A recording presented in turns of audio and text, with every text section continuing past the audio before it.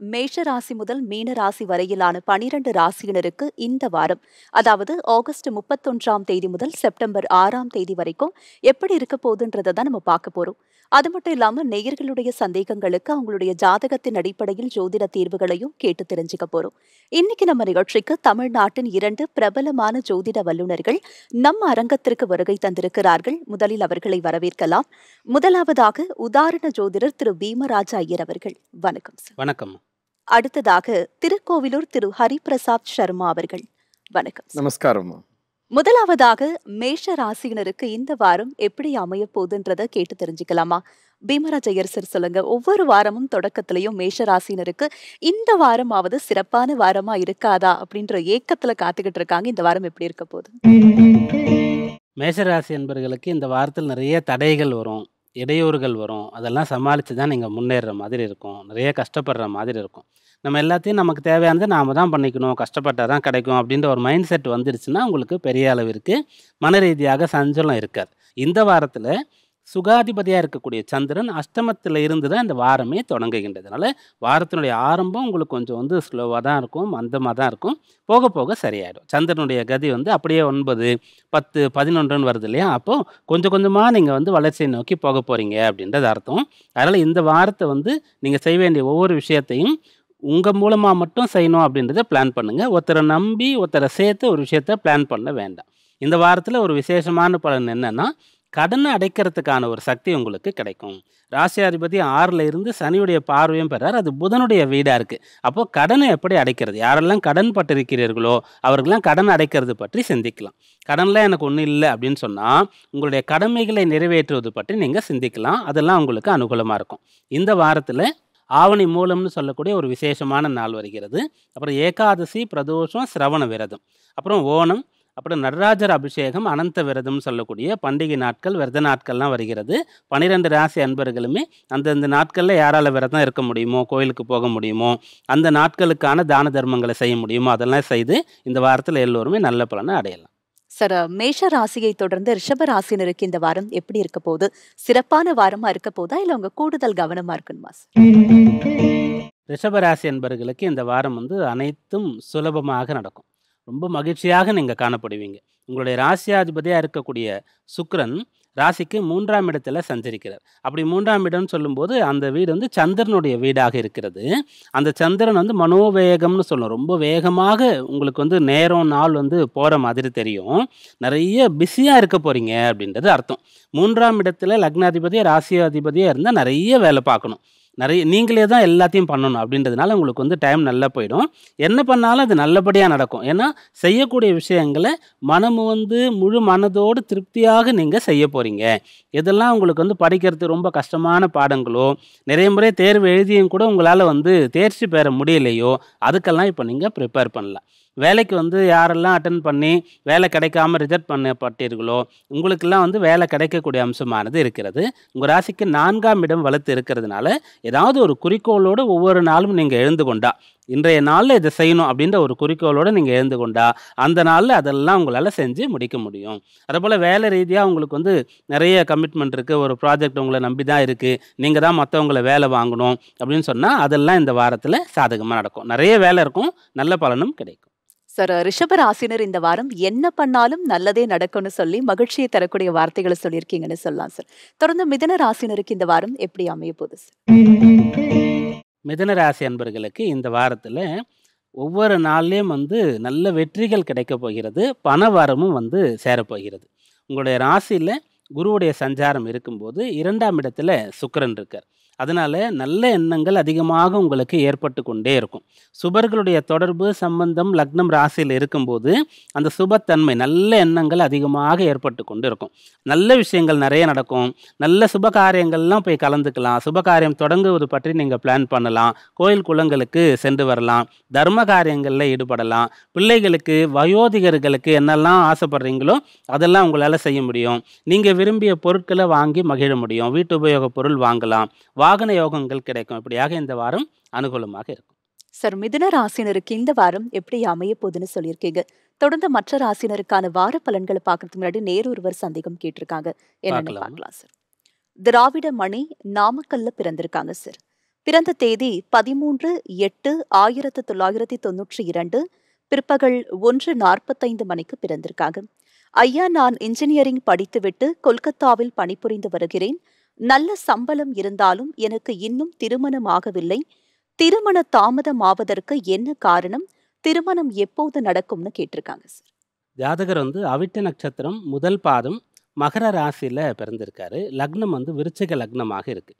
திருமண தடை எதனால், எப்போ திருமணம் ஆகும் அப்படின்னு கேட்டிருக்கீங்க.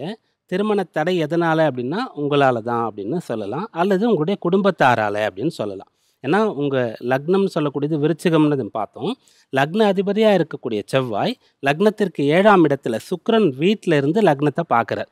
திருமணம் கட்டாயம் உங்களுக்கு வந்து நடக்கிறதுக்கான அம்சம் சுலபமாக இருக்குது. அந்த திருமண வயது எப்போ வந்ததோ அப்பயே உங்களுக்கு வரன்லாம் வர ஆரம்பிச்சிருக்கும். ஆனால் நீங்கள் நல்ல வேலையில் வந்து நான் செட்டில் ஆனதுக்கு அப்புறம் தான் கல்யாணம் பண்ணுவேன்ற ஒரு முடிவில் இருந்திருப்பீங்க, அல்லது குடும்பத்தில் அது போல் ஏதாவது வரனெல்லாம் தட்டி கழிச்சிட்டே வந்திருப்பாங்க. அதனால் திருமண தடைக்கு நீங்கள் தான் காரணம். உங்களுக்கும் கூட திருமணம் பண்ணிக்கிறதுக்கு விருப்பம் இருந்திருக்கும், ஒரு பொண்ணு வந்து பிடிச்சிருக்கும். ஆனாலும் நீங்கள் ஏதோ ஒரு காரணத்துக்காக அந்த அந்த விஷயத்தை வந்து ப்ரொசீட் பண்ணலை. அதனால தான் திருமண தடை ஏற்பட்டிருக்கு. சரி, எப்போ நடக்கும் அப்படின்னு கேட்கும்போது எப்படி நடக்கும்ன்றதையும் உங்களுக்கு சொல்லிடலாம். நீங்கள் வந்து நல்லா படிச்சுட்டு இன்ஜினியரிங் முடிச்சுட்டு நல்ல வேலையில் இருக்கேன்னு சொன்னீங்க. வேலை சம்பந்தமாகத்தான் உங்களுக்கு வந்து பொண்ணு கிடைக்கணும். நீங்களே வேலை செய்கிற இடத்துல பாருங்கள் அப்படின்ற மாதிரி டைரெக்டாக சொல்லலை.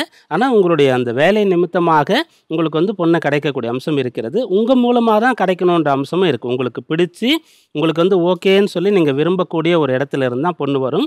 வேலை அலுவலகம் சம்பந்தமான இடங்கள்ல இருந்து தான் அந்த பொண்ணு வரும். தசாபுக்தி என்ன சொல்லுது அப்படின்னு பார்க்கும்போது, நீங்கள் செவ்வாயுடைய திசையில் பிறந்து ராகு திசை பூர்த்தியாகி இப்போது குருவுடைய திசை நடந்து கொண்டிருக்கிறது. குரு திசையில் சுக்கிர புக்தி நடக்குது. இப்போ நம்ம சொன்ன அந்த குரு சுக்கனுடைய சேர்க்கை உங்கள் லக்னத்திற்கு 10ஆம் இடத்தில் இருக்குது. 7ஆம் அதிபதி 5ஆம் அதிபதி அவர்களுடைய தசாபுக்தியே தான் நடந்து கொண்டிருக்கிறது. கட்டாயம் திருமணம் நடக்கும். ஆனால் மேற்சொன்ன வழியில் தான் நீங்கள் தேடணும். அப்படித்தான் உங்களுக்கு திருமணம் நடக்கும். சார், இந்த நேயர் வந்து எனக்கு திருமணம் தாமதம் ஆயிட்டே இருக்கு, எப்ப நடக்கும்னு ரொம்ப ஒரு எதிர்பார்ப்போட கேட்டிருந்தாங்க. திருமணம் தாமதத்திற்கான காரணம் மட்டும் இல்லாம எப்ப நடக்கும்ன்றதையும் ரொம்ப தெளிவா சொல்லியிருக்கீங்கன்னே சொல்லலாம் சார். ஹரிபிரசாத் சார், நீங்க சொல்லுங்க.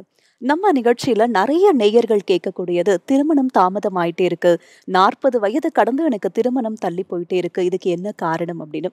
பொதுவாவே ஒருத்தர் வந்து பல வரன்களை பார்த்தாலும் அவங்களுக்கு திருமணத்துல தாமதமாகுது, திருமணம் தள்ளிக்கிட்டே போகுது. இதுக்கு என்ன காரணம் சார்? இந்த நேயருக்கு சொன்ன மாதிரி அவங்க தான் காரணம். இப்போ சொல்லிட்டார் இல்லையா, பட்டுன்னு கரெக்டாக தெளிவாகவே சொல்லிட்டார்.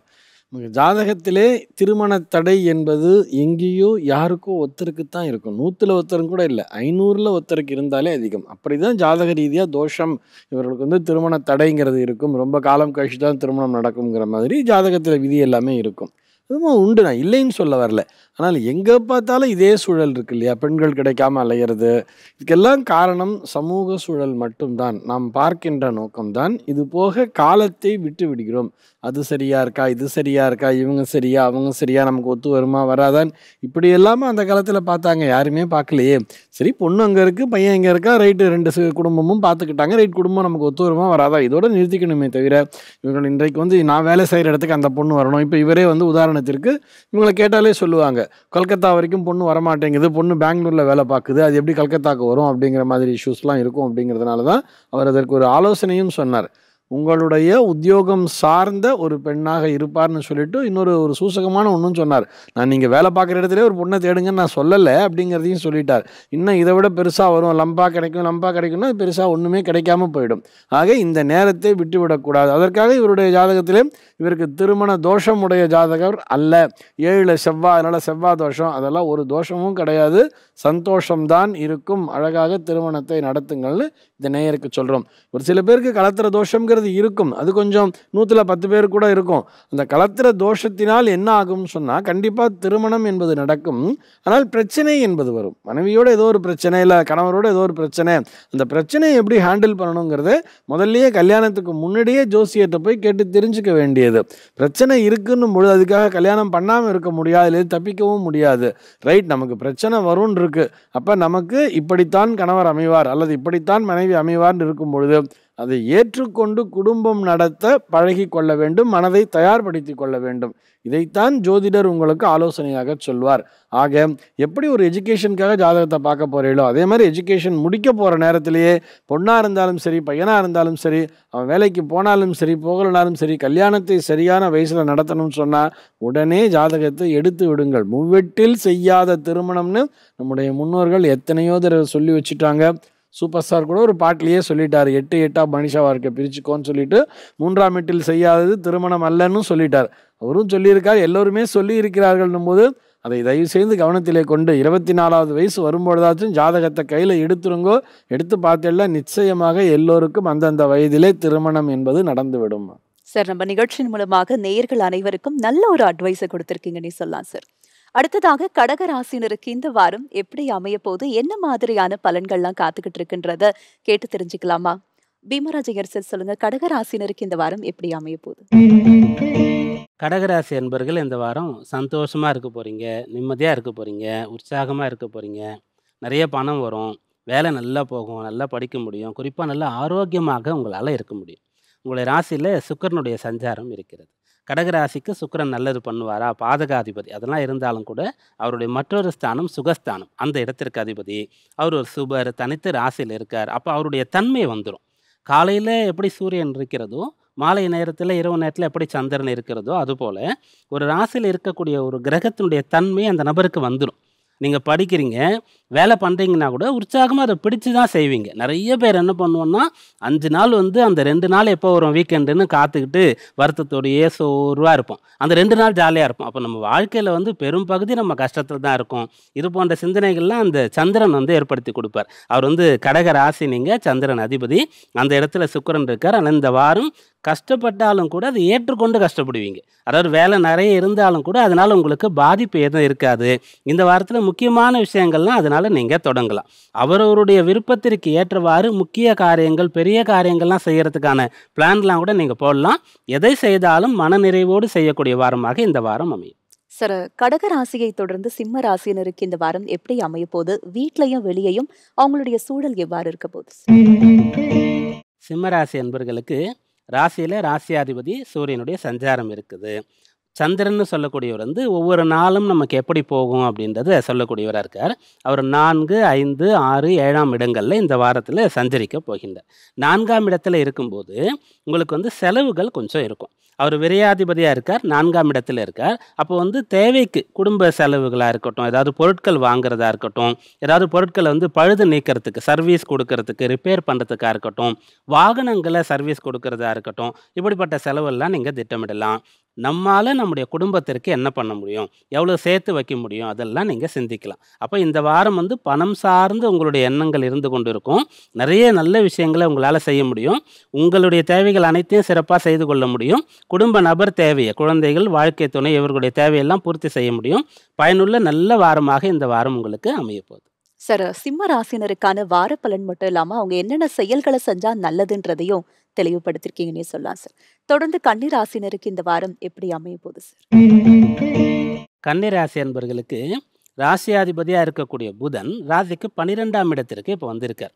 11ஆம் இடத்துல புதன் சுக்கிரனுடைய சேர்க்கை கடந்த வாரத்தில் இருந்தது. ரொம்ப யோகமான பலனாக நம்ம அதை சொல்லியிருந்தோம். இப்போ அந்த பலனும் கூட தொடர்கிறது. 11ல் சுக்கிரன் இருக்கார். தனாதிபதி போய் லாபஸ்தானத்தில் இருக்கார், பாக்யாதிபதி லாபஸ்தானத்தில் இருக்கார். அதனால் பண வரவு இருக்கும், குடும்பத்தில் ஒற்றுமை சந்தோஷம் இருக்கும், கணவன் மனைவி அந்யோன்யமாக இருக்க முடியும். நல்ல பேச்சு உங்களிடத்திலிருந்து வெளிப்படும். பெரிய கஷ்டப்பட்டு படித்து எழுதக்கூடிய தேர்வுகள், அரசாங்க தேர்வுகள் போன்ற விஷயங்களுக்கெல்லாம் உங்களால் ப்ரிப்பேர் ஆக முடியும். வெளிநாடு போகணும்னு சொன்னால் அதுக்கு இப்போலேருந்தே நம்ம என்னெல்லாம் தயார் பண்ணால் வெளிநாடு போக முடியும், அது ரொம்ப சுலபமாக இருக்கும். இதை பற்றி உங்களால் சிந்திக்க முடியும். சொந்த ஊர்லேயே இருந்து பெரிய அளவுக்கு லைஃப்பில் செட்டில் ஆகணும், அடுத்து என்ன வெளியூருக்கு போகலாமா, அருகில் இருக்கக்கூடிய நகரங்களுக்கு போகலாமான்னு நினைத்து கொண்டிருக்கக்கூடியவர்களுக்கு அது பற்றிய மிகச்சரியான தீர்வானது இப்போ கிடைக்கும். அப்போது இந்த வாரம் உங்களால் பிறருக்கும் நல்லது நடக்கும். உங்களுடைய எதிர்காலம் சிறப்பாக இருக்கிறதுக்கு என்ன பண்ணணுன்ற ஐடியாஸ்லாம் உங்களுக்கு தெரிய வரும். பயனுள்ள நல்ல பலன்கள் கிடைக்க போகிறது. சார், கன்னி ராசினருக்கு இந்த வாரம் எப்படி அமைய போகுதுன்னு சொல்லியிருக்கீங்க. தொடர்ந்து மற்ற ராசினருக்கான வார பலன்களை பார்க்கறதுக்கு முன்னாடி ஒருவர் சந்தேகம் கேட்டிருக்காங்க, என்னன்னு பார்க்கலாம் சார். ஸ்ரீனிவாசன் புதுச்சேரியில பிறந்திருக்காங்க சார். பிறந்த தேதி 23/5/1987 அதிகாலை 5:50 மணிக்கு பிறந்திருக்காங்க. ஐயா, எனக்கும் என் மனைவிக்கும் கடந்த 2 ஆண்டுகளாகவே மன ஒற்றுமை இல்லை. நாங்கள் பிரிந்து தனித்தனியாக வாழ்ந்து வருகிறோம். விவாகரத்துக்கு இன்னும் விண்ணப்பிக்கவில்லை. விவாகரத்துக்கு மனு போட்டால் விரைவில் கிடைக்க வாய்ப்பு இருக்கான்னு கேட்டிருக்காங்க சார். ஜாதகர் வந்து உத்திரட்டாதி நட்சத்திரம் 4ஆம் பாதம் மீன ராசியில் பிறந்திருக்காரு. லக்னம் ரிஷப லக்னமாக இருக்கிறது. அதாவது விவாகரத்தை அப்ளை பண்ணலாமா கிடைக்குமா அப்படின்னு நீங்கள் கேட்டிருக்கீங்க. அப்ளை பண்ணவே வேண்டாம், கிடைக்கவும் வேண்டாம் அப்படின்னு நம்ம சொல்லலாம். எதனாலனா உங்கள் லக்னத்திற்கு 7ஆம் இடம் கலத்திர பாவம், அந்த இடத்துல சனி இருக்கார். அப்போது உங்களுடைய வாழ்க்கை துணை அப்படின்னு சொல்லக்கூடியவர் சனியுடைய ஒரு தன்மையில் தான் வரப்போகிறார். சனின்னு சொல்லக்கூடியவர் வந்து அந்த இடத்துல வக்ரகதியில் இருக்கார், செவ்வாயுடைய வீட்டில் இருக்கார். அப்போது அவங்க கொஞ்சம் பிடிவாதமாக இருப்பாங்க, அடமெண்ட்டாக இருப்பாங்க, கோபப்படுவாங்க. அதை நீங்கள் ஏற்றுக்கொண்டு தான் ஆகணும். உங்களுடைய லைஃப் பார்ட்னர் இப்படி தான் வரணுன்றது உங்களுடைய விதி. அதை நீங்கள் ஏற்றுக்கொண்டு தான் ஆகணும். அதை ஏற்றுக்கொள்ளும்போது உங்களுக்கு வந்து அதை தவிர வேறு பிரச்சனைகள் வராது. இப்போ நீங்கள் எதிர்பார்க்குற மாதிரி நீங்கள் டிவோர்ஸ் அப்ளை பண்ணி கிடச்சிடுச்சு அப்படின்னு சொன்னாலும் கூட கட்டாயம் எதிர்பாலினத்தவர் சம்மந்தமாக நீங்கள் பிரச்சனைகளை சந்திக்கணும் அப்படின்றது இருக்குது. அதனால் அப்படிப்பட்ட பிரச்சனைலாம் சந்திக்கிறதுக்கு பதிலாக சரி நம்ம மனைவி வந்து நம்ம அட்ஜஸ்ட் பண்ணிட்டு போயிடலாம் அப்படின்னு நீங்கள் எடுத்துக்கிறது ரொம்ப நல்லது. ரெண்டாவது, அப்படிப்பட்ட உங்களுடைய மனைவி வந்து ரொம்ப உழைப்பாளியாக இருப்பாங்க. ஒன்று, ரொம்ப உடல் உழைப்பு செய்து பாடுபட்டு வேலை செய்து சம்பாதிக்கக்கூடிய நபராக இருப்பாங்க.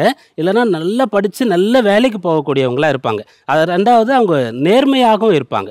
அதனால் நீங்கள் வந்து சின்ன சின்ன பிரச்சனைகள் இருக்குது, நீங்கள் பிரிஞ்சிருக்கிறீங்க அப்படின்னு சொன்னாலும் கூட முடிஞ்ச அளவுக்கு ஃபஸ்ட்டு சேர்ந்து இருக்க முடியுமா அப்படின்றத ட்ரை பண்ணி பாருங்கள். சமரசம், பஞ்சாயத்து, 2 பேரும் பேசி புரிஞ்சுக்கிறது அப்படின்ற விஷயங்களை செய்து பாருங்கள். கடைசியில் வேறு வழி இல்லைன்னு சொன்னால் நீங்கள் மியூச்சுவல் அப்படின்னு சொல்லக்கூடிய வழியில் தான் போகணும். அப்படி போனால் தான் உங்களுக்கு அந்த விவாகரத்தும் கூட பிரச்சனை இல்லாமல் இருக்கும். அந்த சுக்கிரன்னு சொல்லக்கூடியவர் தான் வந்து ஒரு பெண்ணை குறிக்கும் கலத்திர காரகன்.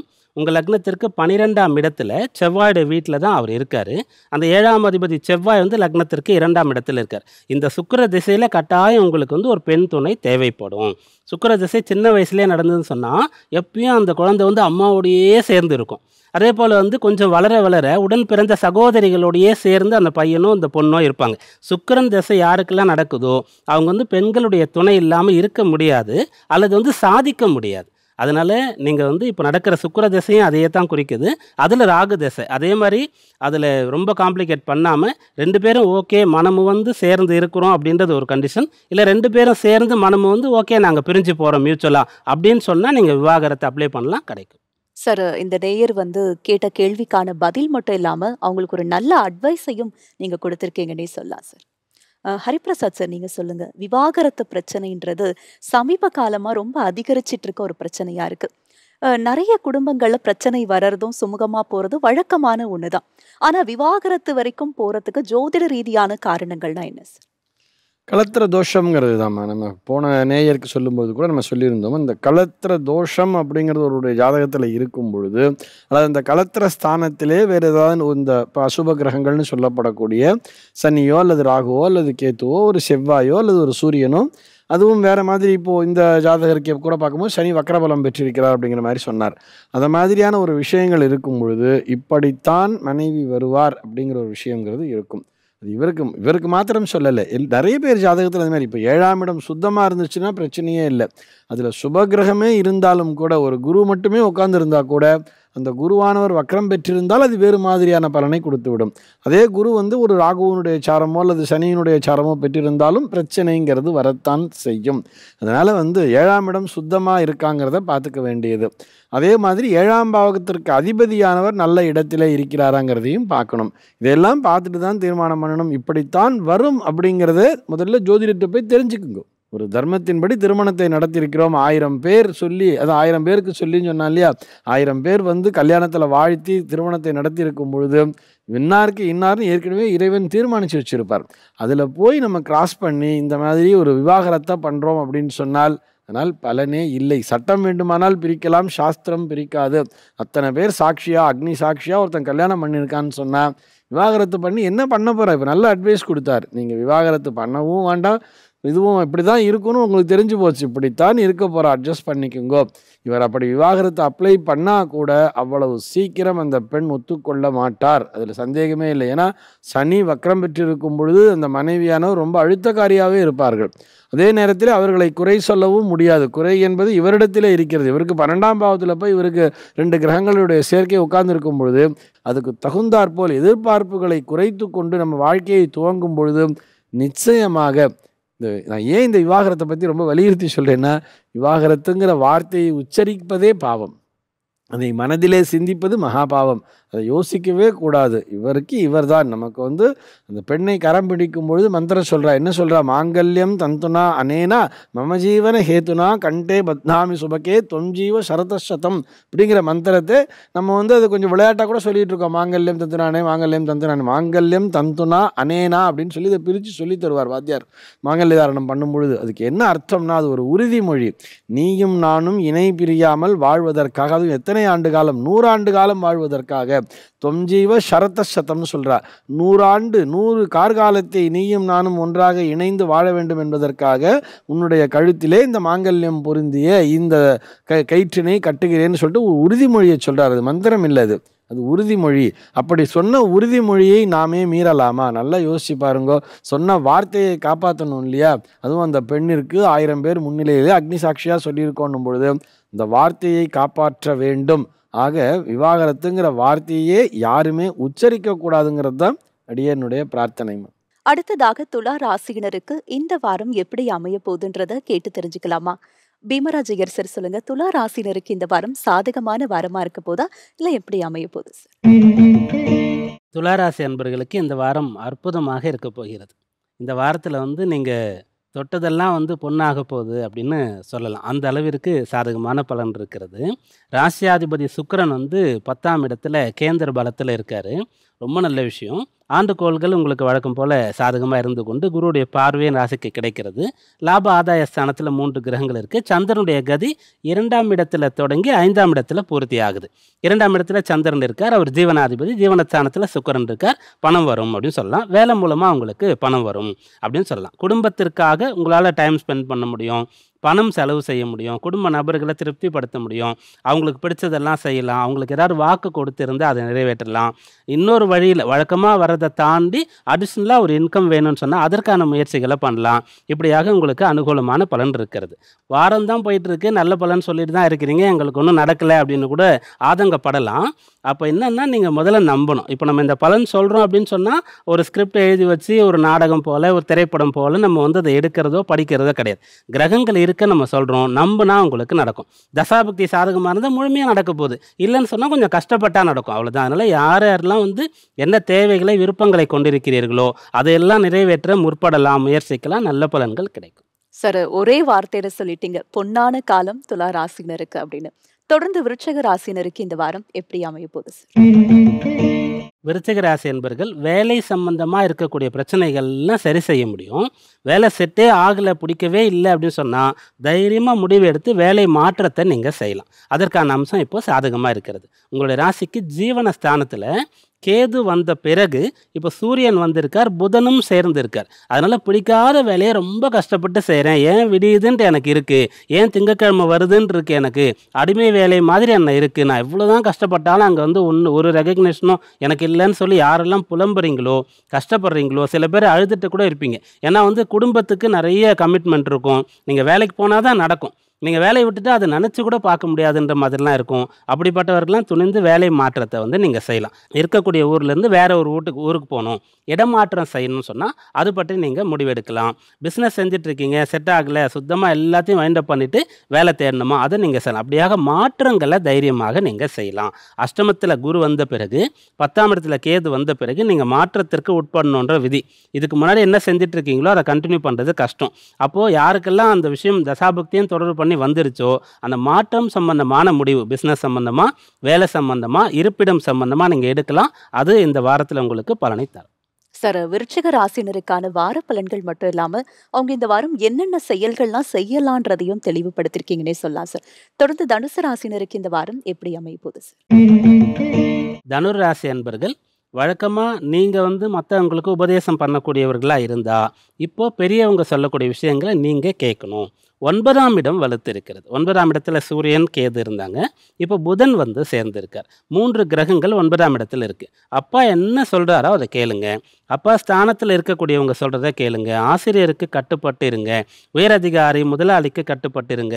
அந்த ஒரு விஷயம் இப்போ குறைஞ்சிட்டு இருக்கு. கொஞ்ச காலத்துக்கு முன்னாடிலாம் ஆசிரியர்னா அப்படியே அப்பாவை விட அதிகமாக பயப்படுற மாதிரி ஒரு குருவா நம்ம வந்து பார்த்துட்டு இருப்போம்.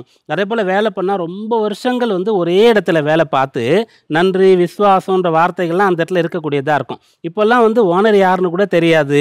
அந்த கம்பெனியை பற்றி எந்த ஒரு இதுவும் இல்லை. நம்ம இந்த வேலையை பண்ணுறோம், அதிகபட்சம் 2 வருஷம் 3 வருஷம் பண்ணுவோம், அப்புறம் வேற ஒரு இடத்துக்கு போகிறோம் அப்படின்ற ஒரு நிலை இருக்குது. அதெல்லாம் தாண்டி தனுராசியில் இருக்கக்கூடியவங்க நீங்கள் வந்து படிக்கிறீங்கன்னு சொன்னால் ஆசிரியரை வந்து அப்படியே கடவுள் மாதிரி பாருங்கள். உங்களுடைய அந்த உயரதிகாரி, முதலாளி என்ன சொல்கிறாங்களோ அதெல்லாம் நீங்கள் கேளுங்க. மற்றவங்க சொல்லக்கூடிய விஷயங்களை நீங்கள் கேட்கணும். குரு வந்து 7லேருந்து ராசியை பார்த்துட்டு தான் இருக்கார். இருந்தாலும் அதை விட 9ஆம் இடம் அதிகமான வலிமையாக இருக்குது. உங்களுக்கு நீங்கள் செய்து கொள்வதை விட உங்களுடைய நலம் விரும்பிகள் அதிகமான நல்ல விஷயங்களை செய்ய முன் வருவார்கள். அதை ஏற்றுக்கொள்ளுங்கள், சொல்வதை கேளுங்கள், நல்ல பலன் கிடைக்கும். சார், தனுசு ராசினருக்கு இந்த வாரம் நல்ல ஒரு அட்வைஸை கொடுத்துருக்கீங்கன்னே சொல்லலாம் சார். தொடர்ந்து மற்ற ராசினருக்கான வார பலன்களை பார்க்கறதுக்கு முன்னாடி ஒருவர் சந்தேகம் கேட்டிருக்காங்க. என்னன்னு பார்க்கலாம் சார். சந்தியா மும்பைல பிறந்திருக்காங்க சார். பிறந்த தேதி 5/12/1998 மாலை 3:35 மணிக்கு பிறந்திருக்காங்க. ஐயா, எனக்கு துபாயில் வேலை கிடைத்துள்ளது. ஆனால் என் வீட்டில் வரன் பார்த்துள்ளார்கள். உடனே திருமணம் செய்து கொள்ளும்படி வலியுறுத்துகிறார்கள். எனக்கு வெளிநாட்டில் வேலை செய்வது நீண்ட கால கனவு. நான் என்ன செய்யட்டும்னு கேட்டிருக்காங்க சார். ஜாதகர் வந்து திருவாதிரை நட்சத்திரம் 3ஆம் பாதம் மிதுன ராசியில் பிறந்திருக்காங்க. லக்னம் வந்து மேஷமாக இருக்கிறது. கேள்வி வந்து துபாய் போகலாமா அல்லது வந்து வீட்டில் கல்யாணம் பண்ணிக்க சொல்லி ஃபோர்ஸ் பண்ணுறாங்க. ஆனால் உங்களுக்கு விருப்பம் வந்து துபாய் போகிறது தான் அப்படின்னு நீங்கள் சொல்லியிருக்கீங்க. இப்போ உங்கள் லக்னத்திற்கு அதிபதியாக இருக்கக்கூடிய செவ்வாய் லக்னத்திற்கு 6ஆம் இடத்துல சஞ்சரிக்கிறார். லக்ன அதிபதி 6ஆம் இடத்துல இருக்கார். ஜீவனாதிபதி அப்படின்னு சொல்லக்கூடிய இந்த உத்தியோகம், நீங்கள் வேலை பற்றி சொல்கிறீங்க இல்லையா, அந்த இடத்திற்கு அதிபதி சனி லக்னத்தில் இருக்கார். அப்படி லக்னத்திற்கு வரும்போது அவர் வந்து நீச்சம் அடைகிறார். மேலும் வக்ரகதியம் அடைந்திருக்கார். அதன் பிறகு திருமணம் பற்றி கேட்டிருக்கீங்க. அந்த 7ஆம் அதிபதியாக இருக்கக்கூடிய சுக்கிரன் 8ஆம் இடத்துல சூரியன் மற்றும் புதனோடு சேர்ந்திருக்கார். இதிலிருந்து என்ன அப்படின்னு கேட்டால், வீட்டில் சொல்கிற மாதிரி கல்யாணம் பண்ணிக்கிறது நல்லது. கல்யாணம் பண்ண பிறகு வேணால் நீங்கள் வெளிநாட்டுக்கு போகலாம். கணவருக்கு வந்து வெளிநாட்டில் வேலை இருக்குதுன்னு சொன்னால் நீங்கள் அங்கே போய் இருந்து நீங்களும் வேலை தேடிக்கிட்டு அங்கே வேலை செய்யலாம். அப்படிப்பட்ட ஒரு விஷயத்தை நீங்கள் செய்யலாம். ஆனால் வெளிநாடு போய் வேலை பார்க்கணுன்றதுக்காக கல்யாணத்தை தவிர்க்க வேண்டாம், தள்ளி போட வேண்டிய அவசியம் இல்லை. ஏன்னா உங்களுடைய லக்ன அதிபதி பலமாக இருந்தால் நீங்கள் என்ன நினச்சாலும் நீங்கள் செய்யலாம். லக்னாதிபதினு சொல்லக்கூடிய ஒரு 6ஆம் இடத்திற்கு போயிட்டார். அப்போ அவர் வந்து பலம் குறைவாக இருக்கார். 6ஆம் அதிபதியாக இருக்கக்கூடிய புதன் 8ஆம் இடத்துல இருக்கார். அப்போ லக்னாதிபதி புதனோடு பரிவர்த்தனை செய்திருக்கார். பரிவர்த்தனை செய்தால் நல்லது தானே அப்படின்னு கேட்டால், பரிவர்த்தனையில் என்ன கிரகங்கள் பரிவர்த்தனை செய்யுது அப்படின்றது இருக்குது. உங்கள் லக்ன அதிபதினு சொல்லக்கூடியவர் வந்து 6ஆம் அதிபதியோடு தான் பரிவர்த்தனை பண்ணியிருக்கார். 8ஆம் இடத்திற்கு 5ஆம் அதிபதியான பூர்வ புண்ணியத்தை குறிக்கக்கூடிய சூரியன் போய் இருக்கார். அந்த சுக்கிரன் சொல்லக்கூடிய கலத்திர காரகன், கலத்திர ஸ்தான அதிபதி அந்த அஷ்டமத்தில் தான் இருக்கார். இது எல்லாவற்றுக்கும் மேலாக லக்னத்தில் நீச்சமடைந்த சனி இருக்கார். அதனால சுய முடிவு இப்போதைக்கு நீங்கள் எடுக்க வேண்டாம். வீட்டில் சொல்லக்கூடிய விஷயங்களை கேளுங்க. கல்யாணத்துக்கு வாய்ப்பு வரும்போது செய்து கொள்ளுங்க. திருமணத்திற்கு பிறகு வந்து உங்களுடைய வாழ்க்கையை விரும்பின மாதிரி நீங்கள் அமைத்து கொள்ளலாம். தசாபுக்தி என்ன சொல்லுது அப்படின்னு பார்க்கும்போது, நீங்கள் வந்து திருவாதிரை ராகுவுடைய திசையில் பிறந்து குரு திசை பூர்த்தியாகி இப்போது சனியுடைய திசை, அதனுடைய சுயபுக்தி காலம் நடந்து கொண்டு இருக்கிறது. நம்ம வந்து உங்களுக்கு அந்த ரொம்ப விருப்பம் அதான் பேஷன்னு சொல்லக்கூடிய விஷயத்தை கூட செய்யாமல் கொஞ்ச காலம் கழித்து செய்யுங்கன்னு சொன்னதே அந்த சனியை முன்னிட்டு தான். அவருடைய திசை தான் இப்போ நடந்து கொண்டு இருக்கு. எவர் வர உங்களுடைய எதிரியோ உங்களுடைய பாதகாதிபதியோ அவர் வந்து டிரைவ் பண்ணிட்டு இருக்காரு, நீங்கள் பின்னாடி உட்காந்துருக்கீங்க அப்படின்ற மாதிரி ஒரு விஷயம். அந்த சனி தேச சனி புக்தி நடக்கிறது. அதனால வீட்டில் சொல்கிற மாதிரி கல்யாணம் பண்ணிக்காங்க. அதன் பிறகு உங்களுடைய பேஷன்லாம் நீங்கள் பார்த்துக்கலாம். சார், இந்த நேயர் வந்து மிகப்பெரிய குழப்பத்துல நான் என்ன செய்யட்டும் அப்படின்னு கேட்டிருந்தாங்க. அவங்களுடைய குழப்பத்தை ரொம்ப அழகா தீர்த்து வச்சிருக்கீங்கன்னு சொல்லலாம் சார். ஹரிபிரசாத் சார், இந்த குழப்பம் நிறைய பேருக்கு இருக்கக்கூடியதா இருக்கு. வேலையா திருமணமா, திருமணமா வேலையா, நல்ல வேலை கிடைச்சோன்னு நான் திருமணம் பண்ணிக்கிறேன், இப்படி நிறைய பேர் குழப்பத்துல இருக்காங்க. இந்த நேயருக்கு மட்டும் இல்லாம இந்த மாதிரி எண்ணம் இருக்கிறவங்களுக்கு நீங்க கொடுக்கக்கூடிய அட்வைஸ்?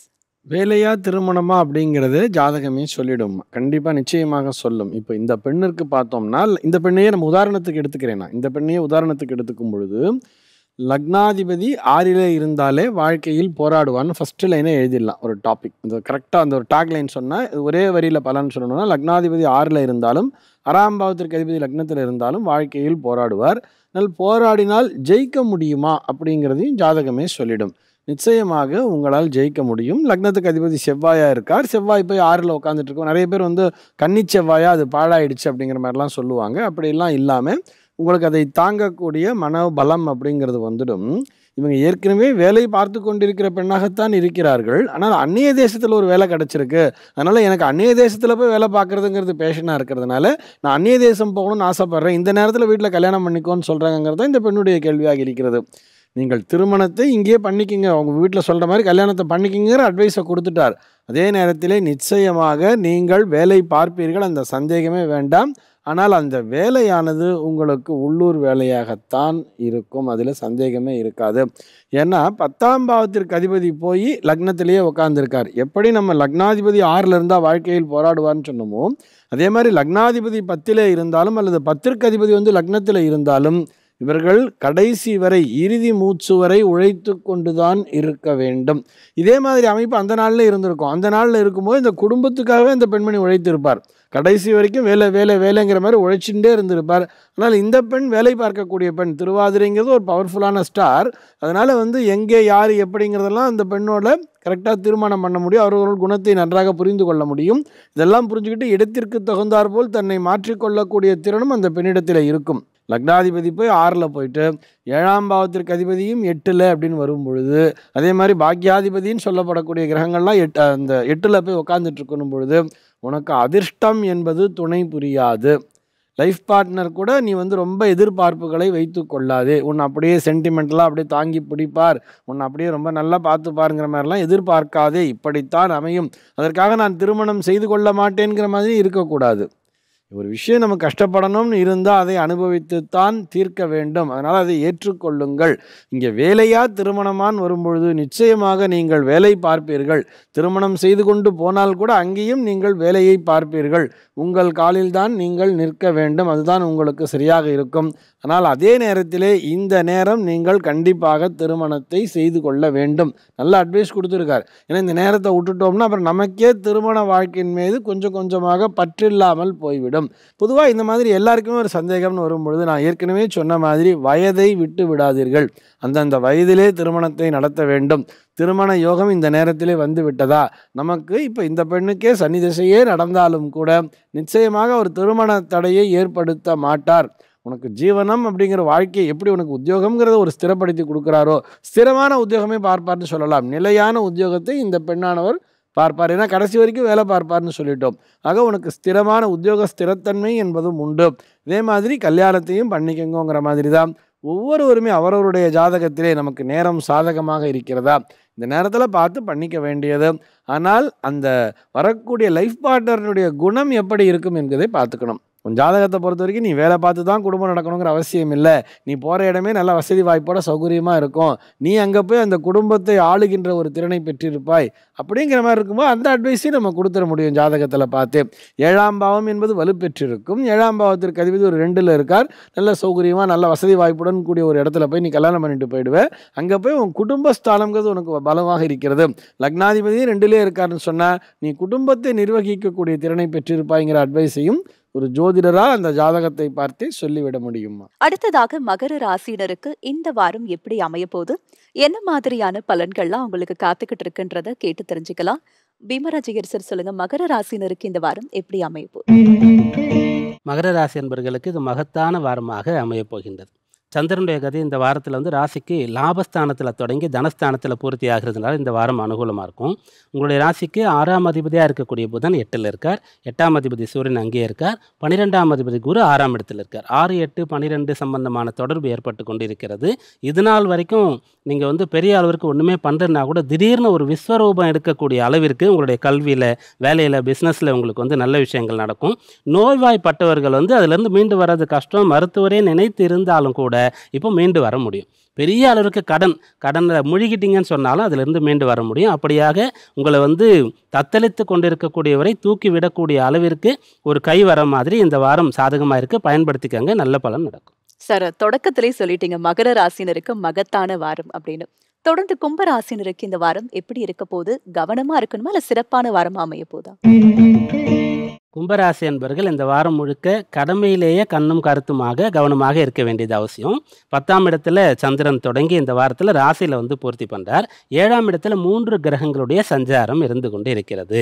5ஆம் அதிபதியாக இருக்கக்கூடியவரும் 7ஆம் இடத்திற்கு வந்திருக்கார். அதனால வேலை இல்லை, ஓய்வாக இருக்கீங்கன்னா பிரச்சனைன்னு அர்த்தம். நீங்கள் வந்து தப்பான விஷயத்த சிந்திக்க போகிறீங்க, தேவையில்லாத செலவு, தேவையில்லாமல் வெளியில் போக போகிறீங்க, யாரு கூட சேரக்கூடாதோ அங்கே சேருது அப்படின்னு சொல்லி பிரச்சனையை இழுத்து விட்டு கொள்ளக்கூடிய ஒரு அம்சம் இருக்கிறது. அதை தவிர்க்கணும். நல்ல பலன் கிடைக்கணும். சிம்பிளாக என்ன பண்ணணும்னு சொன்னால், உங்கள் வேலையை அதிக நேரம் பண்ணுங்கள்.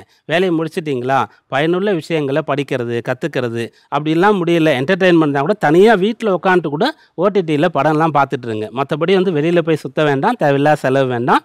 இது போன்ற விஷயங்களை கட்டுப்பாடோடு இருக்கும்போது இந்த வாரம் அனுகூலமாக இருக்கும். சார், கும்பராசினருக்கான வார பலன்கள் மட்டும் இல்லாம அவங்க என்ன செய்யலாம், செய்யக்கூடாதுன்றதையும் தெளிவுபடுத்திருக்கீங்க. தொடர்ந்து மீன ராசினருக்கு இந்த வாரம் எப்படி அமைய போகுது சார்? மீனராசி அன்பர்களுக்கு இந்த வாரம் சாதகமாக இருக்கும்.